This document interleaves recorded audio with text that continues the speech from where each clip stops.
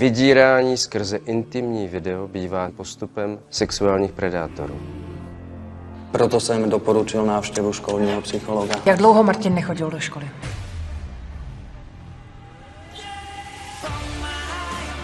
Martina někdo vydíral. Učil ho dělat věci, které by normálně nedělal. Naslibují, co bude chtít. Jen ji udrž online. Rád zesměšňuješ lidi? Ty prostě nemůžeš manipulovat s důkazy. Potřebuju obnovit tenhle telefon.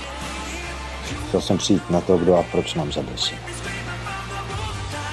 Petře, byla to nehoda. Promiň.